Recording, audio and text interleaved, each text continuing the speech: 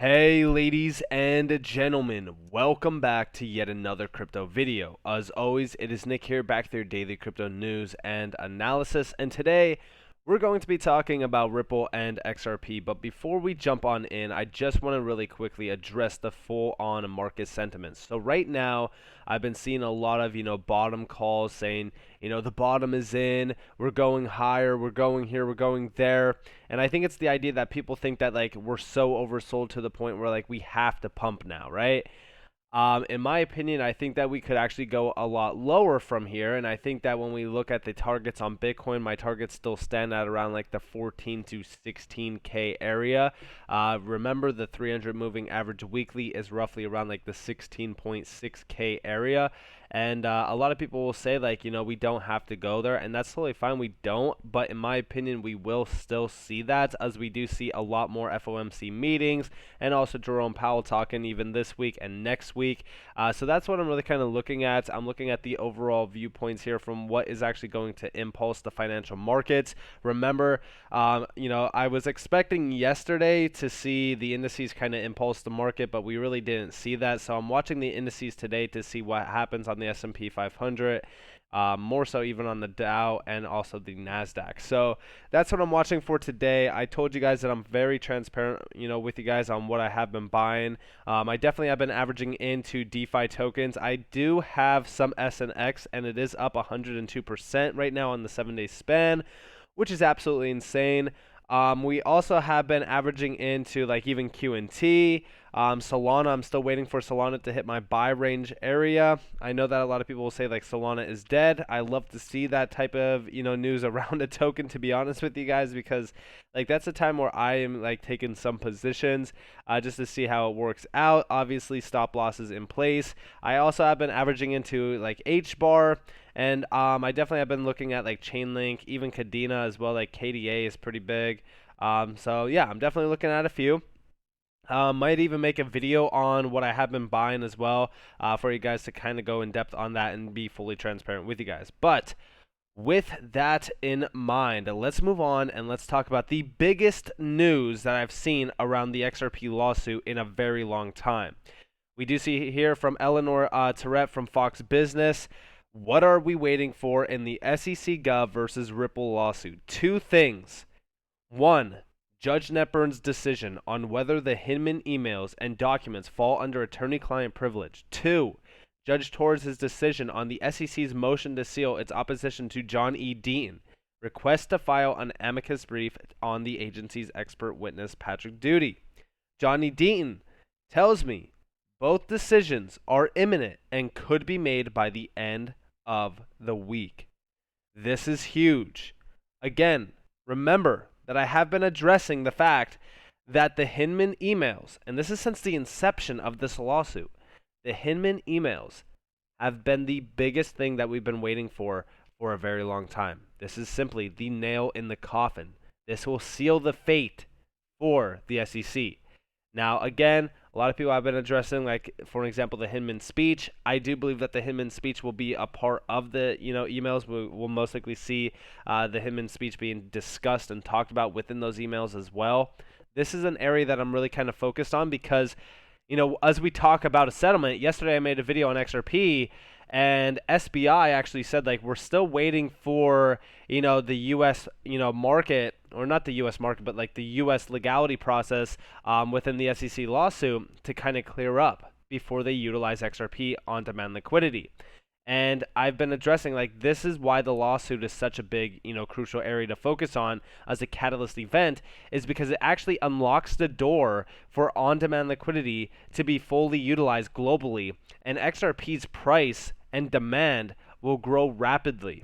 We also know that as, a settlement does happen and we have regulatory clarity, we'll most likely see a regulatory framework be built around crypto through, of course, most likely Ripple, because Ripple did release their framework back in November.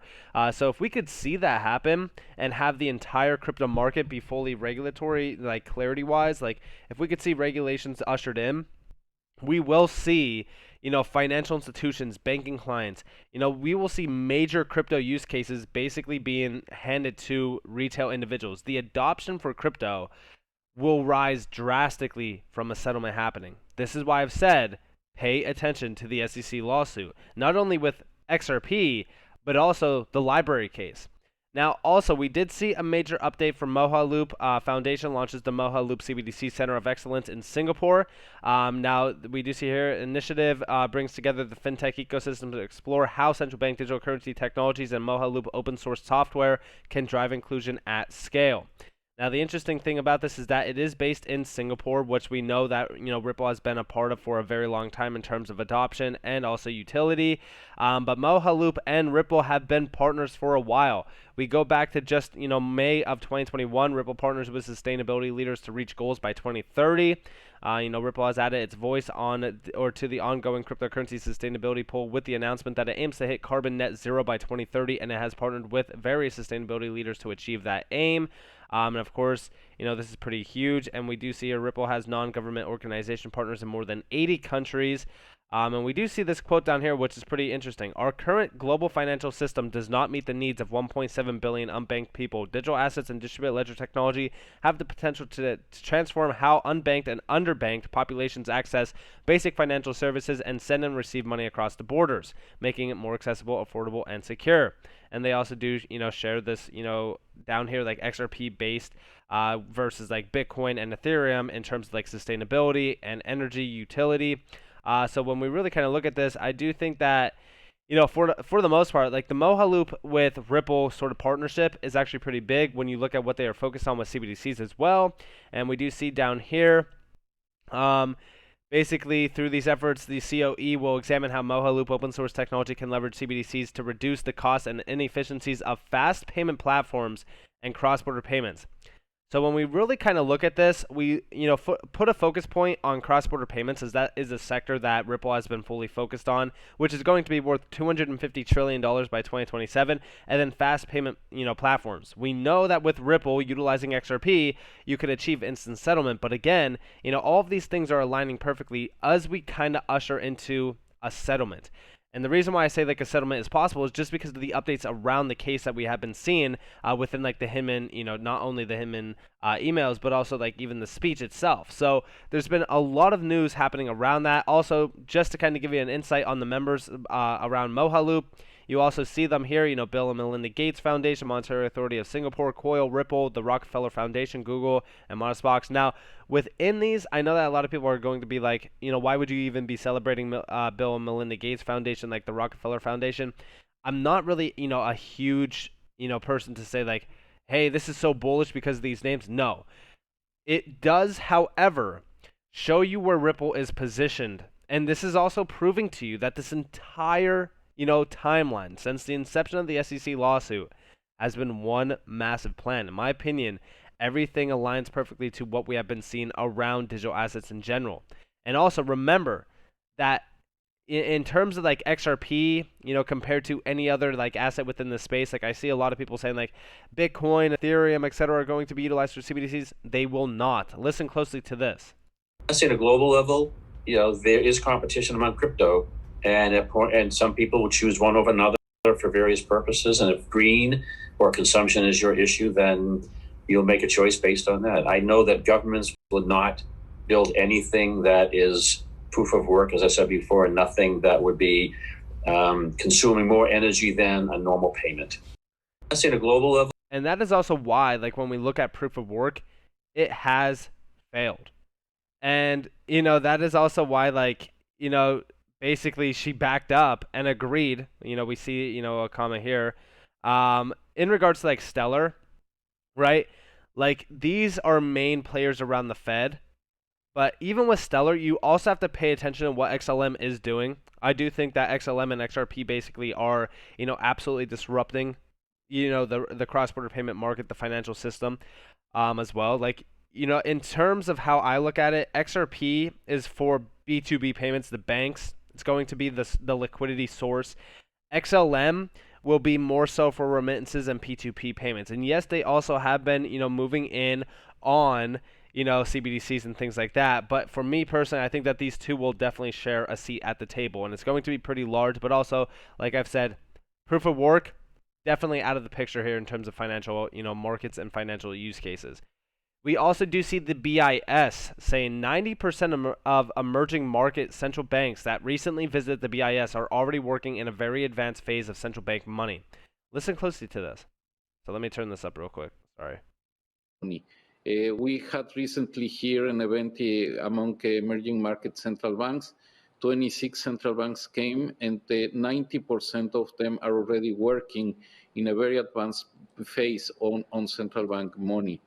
So I think that in general, to promote the additional digitation and even making CBDC a reality, we need to work very closely with the private sector. We need to invite different type of innovators, but there are there is the centrality of central banks that is irreplaceable.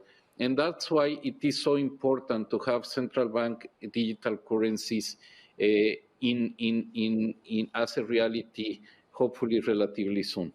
Wow, I mean, that's a And he's basically saying, he hopes to have CBDCs, basically become a reality, but we still need the underlying foundation of them to kind of be implemented fully, which is totally fine because at the end of the day, we're not trying to replace anything. We're trying to reimagine where basically money could go and also kind of build upon the foundation that's there, but basically still see the efficiencies of these tokens and these networks, basically realized. And we do see down here, this is basically the secret plan that we're basically seeing. Plan, requirements, design, test, evaluate, and implement. And we have been seeing this moving rapidly. And also, the BIS just released this as well. The domestic monetary system is like a tree with the central banks as the solid trunk supporting a rich and diverse ecosystem. The global monetary system is a healthy, forest whose canopy facilitates cross-border transactions. And here you also have that. So here's the canopy supports the global monetary ecosystem. And you can see like private sector PSPs, and then you also do see like the private sector PSPs over here in regards to like, basically the whole new way of really kind of looking at this through like a MCBDC platform. Basically everything will be interconnected here. This is like from one area to another in regards to like transactional, value with cross-border payments. It's almost a very similar diagram to what like, Quant or even Ripple has made with a lot of their solutions. Like you have like bank A to bank B, and you'll see like APIs. Basically the API plug and play I've always said like would be most likely Quant.